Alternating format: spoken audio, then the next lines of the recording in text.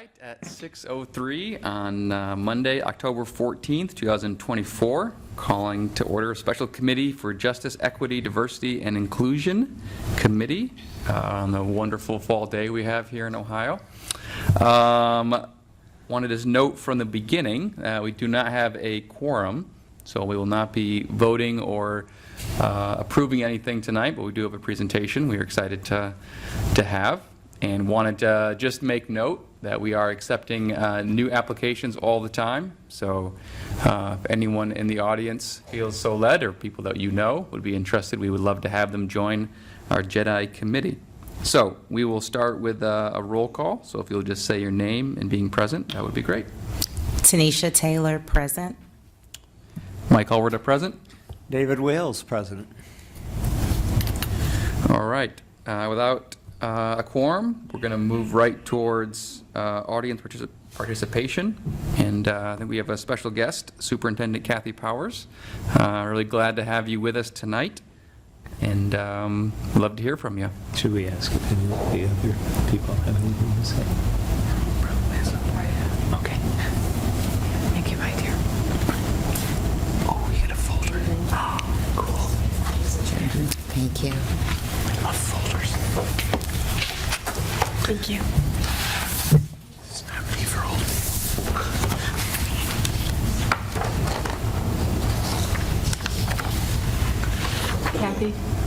Kathy, can I have one for the mayor, please?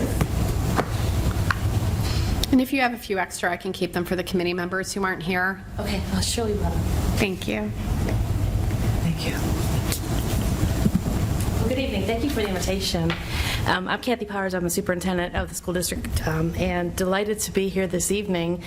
So I wanted to extend my thanks to Ms. Lowler, who I had the pleasure of meeting at Mr. Bonacci's summer get-together. And our tables were adjoined, and so we started to talk about your committee work as well as the work of the Twinsburg's Equity Steering Committee. Is everybody familiar with that committee? I am not. Okay, well, let me give you a little look back in time. So when the George Floyd tragedy happened, and we all remember the gathering at Twinsburg Township Square, and the thing about that morning that I will remember forever were the comments made by our students. And the fact that their experience, though I thought was pretty good, being here at Twinsburg, has not been very good, because their experience speaks volumes with respect to how our school district is not meeting the needs of all students. And so it kind of opened the dialogue with the Board of Education and Central Office Administrative team about what do we need to do better in our community so that all students feel as though they belong, because they do belong, and what can we do to raise the hand out to our families who, for whatever reason, feel estranged from our school community. And so the Board of Education at that point began a relationship with an organization called the National School Boards Association, and they have a very significant division with respect to equity, diversity, equality, all things that we're talking about this evening. And through that, the Board of Education contracted with the NSBA, and there was a creation of something called the Equity Implementation Plan. And what it takes a look at is a couple of different areas in the school district, one of which was all of the board's policies. And before you this evening in your folder is a policy that was written in response to the fact that we, after looking at the school district, after speaking with students, after convening our equity steering committee, we realized that we didn't really have a policy that stated who we are as a school organization in relation to equity, and educational equity in particular. And so the Equity Steering Committee convened, and the very first thing they wanted to do was to create their policy with respect to equity in the school district. And so before you this evening, this is the policy created by the committee and therefore then authorized by the Board of Education. But you see, we wanted to state what the why was. Why was an educational equity policy important? And it states, the purpose of the Twinsburg City School District's equity policy is to cultivate a fair and inclusive educational environment that upholds the principles of justice, equity, dignity, and respect. Our goal is to nurture a culture of belonging where diversity is celebrated and all voices are heard, valued, and uplifted, paving the way for a brighter and more inclusive future. And so, in speaking with Ms. Lawler this past summer, I feel as if the work that you're doing is mirroring the work that the school district is doing with respect to our students and our staff. And so it's an important conversation, and hopefully we're able to build some bridges. The second thing here is what is educational equity? And honestly, the Board of Education themselves, the 5 board members at the time, created this educational equity definition. And for your audience, it says the Twinsburg City School District will empower all staff and students to experience teaching and learning opportunities that honor the diversity of our school community. On our educational equity journey through district-wide practices, the district will intentionally allocate resources and provide opportunities for all students. And so, in order to have a policy, you have to understand what you're writing about. And so the definition was written, the policy was approved by the board, and now the Educational Equity Committee is working to do a couple of things. First of all, the work of the committee last year was all about taking a look at our district's strategic plan. The board has a strategic plan that covers 6 areas: 21st century teaching and learning, culture and climate, school safety, finance, facilities, and such, and communication.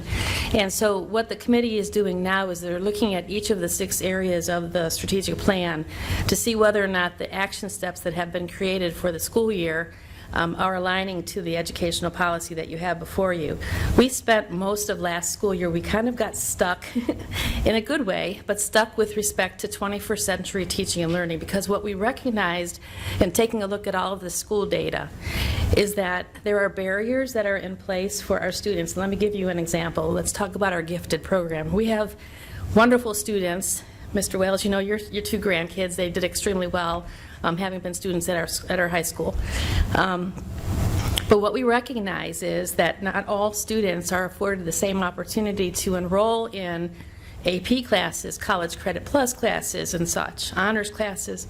And we use the analogy of a train. And what we say is that unless the students get on this train early in their academic career, and say that's as early as Wilcox, right, with the right teachers, the right academic opportunities, there is no stopping that train. And so if you're not getting on board that train early in your academic career, you can't get on board it as the train's moving down. And so your track is going a different way, and the students on this train that have had the right opportunities are the ones that are going to get the benefit of all that in the end. And so what we've been looking at last year was all of this data. And it certainly shows that we have populations of students in our communities, especially our African American children, who are not getting on the right train. And please just understand that I'm using the word train as an analogy here. But they're not getting on the right train, and so therefore by the time they get to the middle school, they're not getting into the honors classes, they're not getting that high school credit at the 8th grade, and they're already behind the 8 ball. So when they get to the high school, they're probably not going to participate in College Credit Plus. And the truth be told about that program is that when the legislators created College Credit Plus, it was meant for first-time college students. And if you take a look at our data, that is not the population of student who is participating in College Credit Plus right now. So we are missing the mark, and a lot of that has to do with other barriers in place. For example, in order to participate in College Credit Plus, you have to have transportation to get you to Kent or Akron or Cleveland State or John Carroll. And one of the things that we're talking about recently is this whole problem with transportation we have in our community, in the sense that Akron Transit Authority doesn't come north of the square. So if you're a student at Twinsburg High School and you want to get to Akron U for College Credit Plus and you don't have a car, you can't get there. And so this is a bigger community issue. It goes beyond what the school is identifying, and that's why I'm hopeful for there to be a bridge built between our Equity Steering Committee and the City of Twinsburg's JEDI Committee, because I think that there is value to this conversation, because we're just at the tip of the iceberg at this point, and this whole year-long research that we did last year with just the gifted program, not even talking quite yet about the disproportionality that we're finding in our special education programs, and the fact that if you take a look at our data, most of the students who are most recently identified as emotionally disturbed are students of color. So we have an issue that we have to take a look at in our school district as to why is that the case, what kind of supports are missing, what kinds of things need to be done to support our families so that they can help their kids maneuver through this academic experience that at the end of the day should be preparing them for whatever future that they want. But what we have found through our data is maybe there are some things happening as low as Wilcox Primary School where kids are not getting the right opportunities, and hence all the way along this train ride they're not going to get off on the right stop because they haven't been immersed in the right kind of programming. So I come to you this evening hopeful that we can have a conversation, hopeful that we can bridge some gaps. I've been trying to reach somebody at Akron Metro Transit to talk about this whole transportation piece. I'm not even getting a phone call back. So it's long overdue, and it's not just about the kids in our school district. If you are an adult and you want to, say, have a position up north and you don't have a car, you can't get to RTA either, right? And so we have to do something to help our residents as well, to break down some of these barriers so that it equalizes the playing field, so everybody has a chance to experience the wealth of the country, right? And that only happens when we balance out the opportunities that we provide, not just the students at Twinsburg, but also our adults who live here in our community. So do you have any questions about our work or how we might be able to bridge what's going on between both of our organizations? I think it's quite interesting that you brought up the transportation. I was at a training session at the library this morning on poverty, and we were talking about the 3-mile gap between Akron Metro and RTA having a real effect on poverty in the area, and that you cannot, it's very hard to bridge that gap, that if you want to get to Cleveland and you're coming from Akron on the bus, that it's really hard to do it, and that there should be some way to fix that.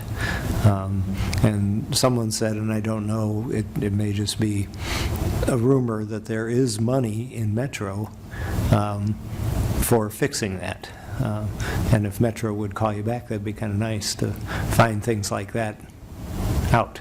You know, in 2017 or 18, there was a push here, and it was actually held by the Twinsburg Chamber of Commerce at the time. Mm-hmm. And we actually had a meeting at Wilcox Primary School, and Metro brought different prototypes of routes. And the conversation was rich, and there was quite a number of people that came out to give their opinions to the folks at the Metro. What they actually ended up doing is taking the transit west instead of north. So it went through, I think, more like the township and then out to Macedonia. Yeah. And it never got the job done that we wanted to have happen. And then COVID happened and nothing happened. Everything fell but apart. It's long overdue, especially when we take a look at our data and our students can't get where they need to go. And I'm sure you've heard about the trials and tribulations of school transportation, right? We don't have ample drivers. We have the buses, not just the workforce. And so to say just send one of our buses is a hard thing, because I don't have them even to get our kids home on time the way it is, or to our athletic events. So if there's anything that we could do together collectively, maybe to help bridge the gap, the first part is the transportation piece, because it helps just not the students, but also the residents here in our community. Mm-hmm. And just imagine how that would benefit everyone with being able to maybe get a position at some place where you currently can't reach. But more than that, my interest is getting kids to College Credit Plus opportunities because, again, the families that have the wherewithal are getting their kids where they need to be. And great for them. I'm really happy we have so many kids that are graduating with associate degrees because they're able to get to College Credit Plus classes. But for the students who this program was initially established, they're not getting the opportunities because they can't get to the colleges where the opportunities happen to lie. So if we can do something about that together, that would be a really great thing. You mentioned a little bit about Wilcox Primary. What were some of the, I don't know, outside of transportation, some of the factors or things that you guys have discovered in your research of causing some of those disparities? Well, I was telling Dr. Walker when we walked in, I don't know if you know this, but there are 26, at last count, spoken languages in our school community. 26 spoken languages. That's a lot. And so what has happened over the last several years is we've expanded our opportunities for what we call English language learners. So we have teachers that are specific that come in and they work with the children and their parents to try to help them understand English more than anything else, but also some of the cultural nuances. If you're from a different country, there are things that you just don't see because you haven't been here. And so the ELL program has taken off in our community, and not just ours, those around us as well, with the fact that we are now having this many different languages that are entering our school district. So we talk a lot about how does the regular classroom teacher who is so involved in teaching a child learn to read when they don't know how to speak English and are very limited in their ability to understand. So that is another piece that we've been working very hard at all the way up the chain. And generally speaking, by the time the students get to the high school, they're pretty comfortable in our culture by that point if they've been here a number of years. Kids are like sponges to some respect, so they pick up things, sometimes not the good things, but they pick up things pretty quickly. But it's our youngest children who are coming from different countries that we're spending a great deal of time because the literacy piece is so important. I was in a meeting earlier today, and there's a direct correlation between the ability to read and graduate on time, and if you can't read and you don't graduate on time, that correlation to incarceration is significant. So we have the responsibility to make sure that our children are reading and reading well, and the state of Ohio currently is talking about the science of reading. It's the new reading initiative, if you've kept up with Governor DeWine and all of the things he's been talking about with reading. That is a huge push in our school community, as is in every school community in Ohio. But the challenges are difficult when the student does not understand the spoken word of English. And so we've been working hard to try to help families get connected with the right services, and we have fantastic educators that are bridging that gap as well. But 26, that is a lot of different languages in one small community. It really is kind of fascinating. Yeah, very interesting.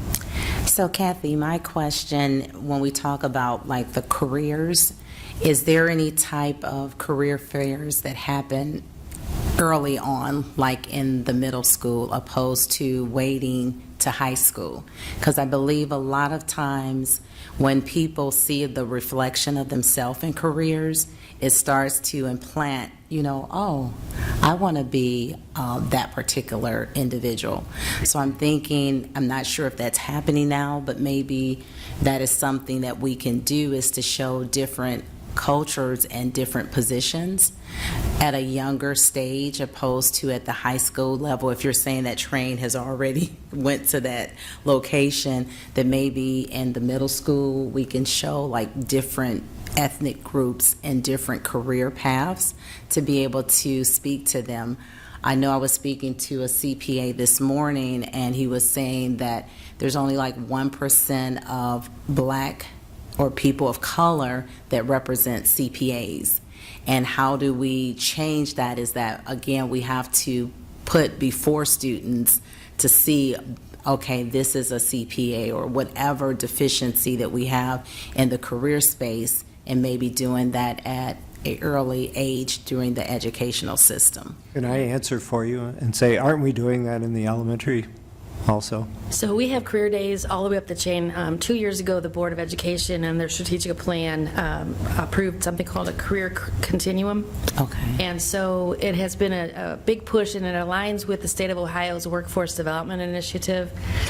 But I love the connection to the underrepresented professionals in these careers, because I think our students, even in education, we struggle with making sure that our educators mirror the student population. It is very, very difficult to find folks of color who want to be teachers, and I don't know why that is, at least in our school district, and we've been working really hard at trying to recruit, and so that's an ongoing thing. But I would love for there to be a connection from this committee to help us, because starting all the way at Wilcox, all the way up the chain, and then at Twinsburg High School in March, there's a job fair where we have, the purpose for that is twofold. The purpose is to introduce the students to variations of the themes of careers, right? But it's also, the students are required to speak with the people at each table, present a resume.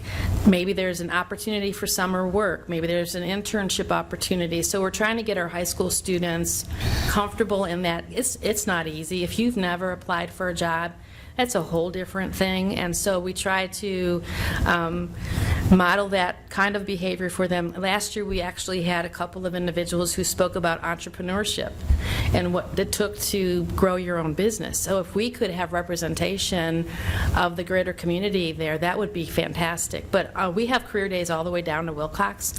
And so if that's something you're interested in helping us with, I can get you the dates. They're already on our calendar. And Alex Popovich, who is our curriculum supervisor, oversees the career part of the school district, and he works in close association with Tony Cluse. She's our career specialist from Cuyahoga Valley Career Center. So the two of them are quite a powerhouse, and they have established a pretty nice a menu of opportunities for our students. One of the things that the students do at Dodge and then again at RBC is something called the Holland Codes, and what that does is it allows a student to present what they're interested in, areas they're interested in, and the codes then come up with careers that they might consider based on what their interests are, their experiences are. And so we've used the Holland Codes to sort of help direct kids as to when they get to the high school what that next step might be. Maybe it's not college for everybody, and we found that you can be very successful not going to college, but you sure better have an idea what you want to do.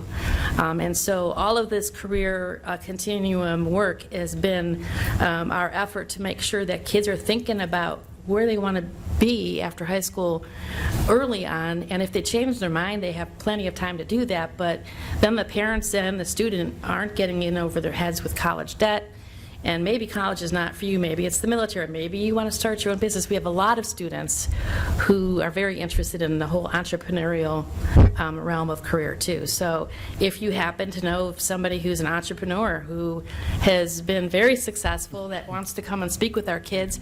And the other thing is, I didn't mention it, is at the high school our seniors have a chance to participate in something called Connections, and it's a class that is run by Mr. Bell and Mrs. Houston, and for half of the day they actually go out and they do internships. And so the first part of the year they're learning about soft skills, getting to work on time, don't have your cell phone out, the things that we take for granted. But the students are, they have cell phones, that's just who they are, and they have got to learn to put those away so they can be successful. So once they've taught them the soft skills, and then we're trying to push them out into the world of work. But we look for guest speakers for the Connections class too, to come in and address, your path to getting to be a successful adult. How did you do that? Along the way, I'm sure there are stumbling blocks, and kids learn that through those stumbling blocks, if they have resilience, they can get through it. So we would love to partner with this organization, and if you have community members who want to just give back to the kids in this sense, I think there's such a great benefit to doing that, because the questions they ask actually make you think about it too. And so it's gives and it takes, I think. That's great. Yeah. Going back to your purpose of our goals to nurture a culture of belonging where diversity is celebrated, obviously there's some part of this work where you're identifying problems and trying to address those. The other part of celebrating the beauty and, the diversity of, 26 languages and all the ethnicities represented. I'd just be curious, how have you guys found ways to really celebrate diversity well within the schools? Well, I think, I can tell you lots about February. Black History Month is really important to our school community, and we do a lot of things. But what we have learned from that experience is that students who are not African American raised their hand, and they said, well, what about our culture? And so I'll give you an example of what's happening over at Dodge. So Dodge is our building with 4th, 5th, and 6th grade, and they have something called the SIDE Committee, Students for Inclusion, Diversity, and Equity. That's their little group. And what they are doing is they are looking to figure out a way to celebrate a different culture every month. And so this is Hispanic Awareness Month. It's also Bullying Prevention Month. And so Wednesday of this week is Unity Day in our school district, and everybody's supposed to wear orange, basically to stomp out bullying and to pull it together as a school community. So what we encourage with our students is to have a voice in this. Kids of today like to be a part of the solution. They don't want to be told what the solution is. They want to help you understand how to get there. And so each of my buildings have a principal advisory council. This SIDE committee over at Dodge is like an offshoot of the principal's advisory council there, and their work is specifically focused on the cultural pieces at Dodge. So they're busy working I think one of the things that they were talking about at the meeting last week was how they're going to celebrate Arab American Month. And so it's not something that's common, right? So what are we going to do? And they're coming up with cute ideas and things that they can encourage their peers to do to celebrate a culture different than their own. So that's what we're doing. That's very cool. District-wide. Thank you. Yeah. Thanks. And we try to have a student voice on all of our committees. Our Equity Steering Committee has students. Mr. Wales' grandson was on the committee last year, and I will tell you their perspective is so valuable to us because they see things and hear things that we have no idea what they're seeing and hearing. And so their work has been great. One of the things that came out of Equity Steering through a student named Suba was that we now celebrate Eid al-Fitr. It's a day off of school for the students. It's a curriculum day, but it's a high holy day in the Islam religion. And if it wasn't for Suba coming to our meeting and explaining the significance and the fact that, and she did research, she polled the students, she wanted to know how many kids celebrated, how many kids were missing the opportunity to go to their temple because they had to have an AP test the next day or whatever. And so through her work and through her advocacy, the district now does not have school for students on Eid al-Fitr, which is, I think, at the end of March this year. So those are the kinds of things that are happening because the students have something important to say, and I'm just honored to listen and see how we can make ourselves better.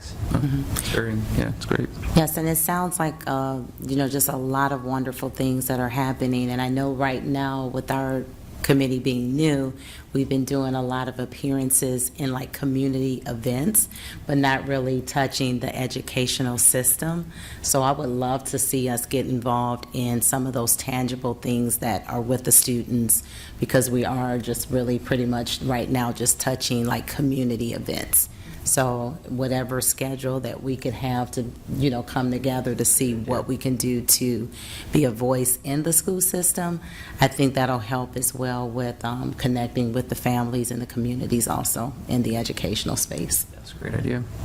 We'd love to do that, actually.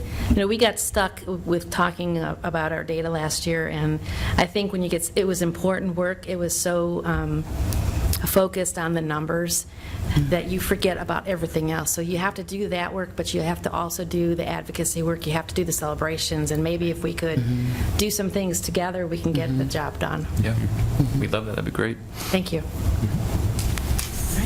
Anything else? I have something.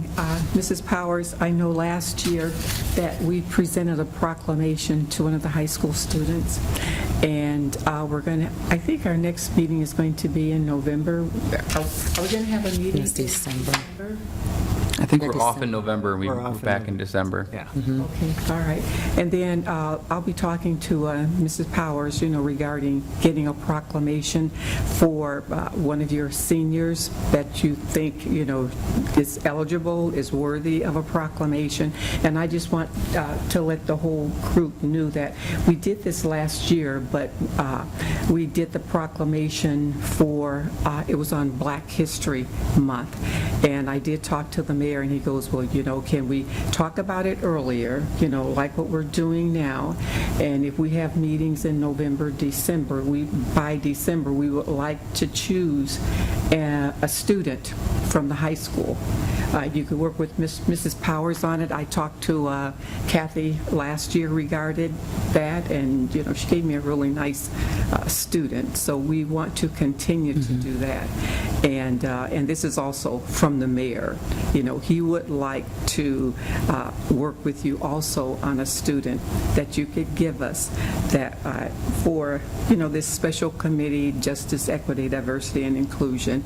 If he's done something for the city of Twinsburg, if they lived in the township, it's okay. So the mayor and I, we will be making an appointment and talk to Mrs. Powers. And if any one of you would like to attend the meeting, let me know, and we can all go as a group. But before you let me know, let me talk to the mayor. We talked about it a little bit, but I want to talk to him about this in depth. And give me your name and your number that I could reach you. I know best friend will be there. She's my best friend. She'll be there. So if you could do that, because they say there was a theme, and we talked about Black Lives Matter, and I said everyone lives matter. We don't put a cap on it. We don't put a title on it. Every life matters. That's all I have. Thank you. Well, I think, we mentioned student voice, and there are so many student-driven things happen. I mentioned SUBA and at El Fitor. I was talking to Officer Encarnacion, and one of the things that we have now driven by kids is our makerspace at the high school, which is so fascinating, getting kids.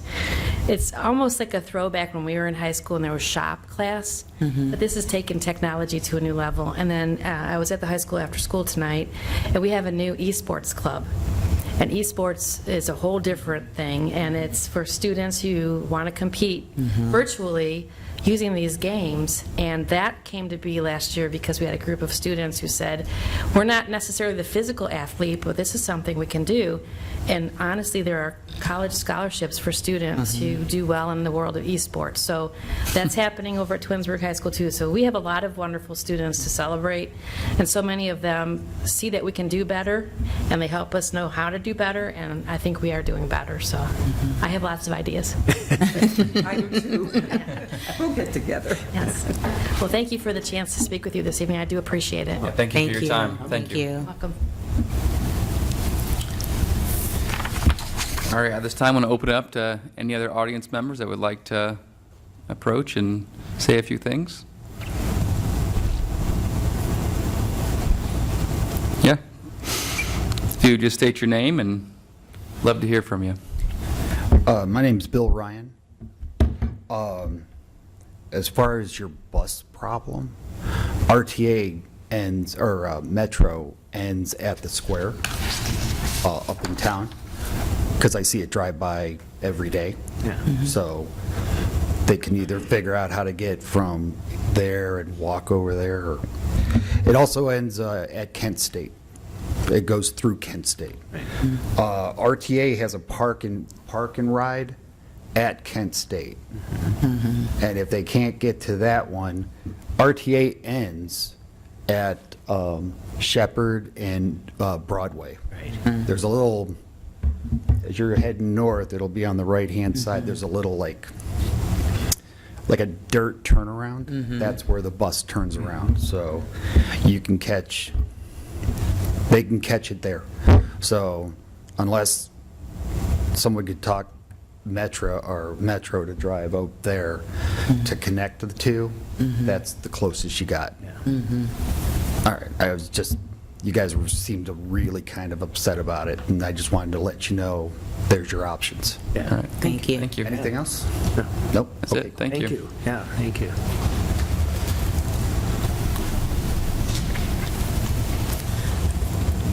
Hi, my name's Al C. Wilson. I'm an entrepreneur, financial professional, and I am passionate about helping children. Not just business owners, but I think about that previous version of me who was in school younger, and representation was so important. To see someone who looked like you doing something successful, it was important. And I think as time has changed, we recognize that now. So it's good to see committees like this, and I want to volunteer my time. I want to be a part of the committee. I want to work with the middle school kids, the high school kids, and start to teach them about financial literacy, owning a business, entrepreneurship, and really the mindset that goes with that. It's not just about the career, it's about what you believe about yourself. And that's the piece that typically gets lost, even with a lot of business owners. Whatever you believe about you and your story is what you create in your life and in your business.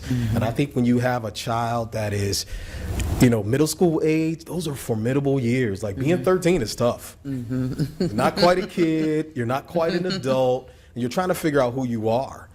So if we can help those kids start to believe in themselves, believe what they're capable of, take the limits off their life, it changes what they can actually do. So I want to be involved. Well, we would love that. Right. Thank you. Yep. We do have openings for the Jedi Committee. Yes. There is an opening. If you'd like to go online and fill that out. Yes, it's on the city's website, mytwinsburg.com.